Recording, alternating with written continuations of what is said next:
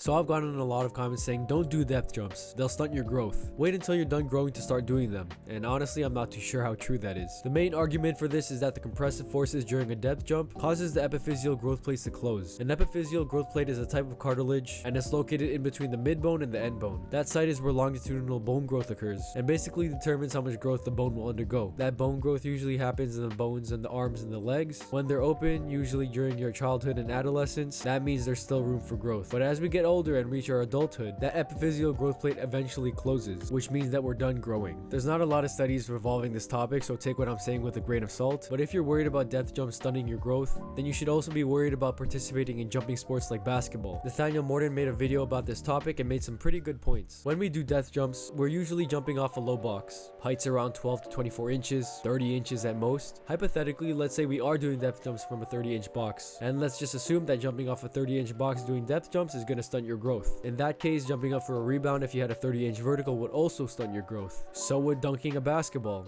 or going up for a block. All these actions that you're doing multiple times during a game would theoretically stunt your growth. Therefore, you can't play basketball until you're like 23 when you're done growing. You hear how ridiculous that sounds? Physical activity and exercise in children and adolescents actually improves their bone density and bone health. Mechanical loading is also really good for epiphyseal plate physiology. The only concern for epiphyseal plates would be overtraining or overactivity as a teen or child. It is more so about overtraining and or overactivity causing injuries that could affect the epiphyseal plates. Many times injuries during overtraining or overactivity could be minor and could be nothing, but sometimes overtraining or overactivity could lead to an injury in the epiphyseal plates, which can lead to the epiphyseal plates temporarily closing, thus pausing your growth. And like Nathaniel said in his video, depth jumps are usually programmed in low volumes in about 5 sets, 3 to 5 reps to be exact. Is that enough to cause overtraining injuries to your epiphyseal plates?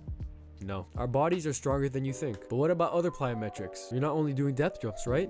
Right. A good way to know if you're ready to start doing depth jumps and other plyo activities is by using your training history and training age rather than your actual age. If you've developed a base of general strength or have been playing sports and being active for a long time, then you can start going into the lighter plyos. Though I would wait until you're a little bit older to start doing the really intense plyos, like loaded jumps and all that. So are the compressive forces during a depth jump really going to stunt your growth? I don't think so. I mean, for example, LeBron's been jumping 40 inches for his whole life, grew up to be a 6'8" phenom. That might just be genetics too, but still, I think you'll be fine, as long as you're doing these depth jumps properly and you're not doing something you can't handle. So don't believe everything you read or see on social media without doing your own research. Does that mean you shouldn't believe me, a guy who gives advice on social media? Maybe. It's up to you whether you want to believe me or not. But yeah, I've been wanting to talk about this topic for a while. I did a bit of research. I could have done more, but what I said in this video was my general opinion on it, which I think makes sense. Comment if I missed something about this topic, let me know. Also check out Nathaniel's video on this. I agreed with a lot of the things he said in that video. I've been following him for a while. Really smart guy. Alright, that's all.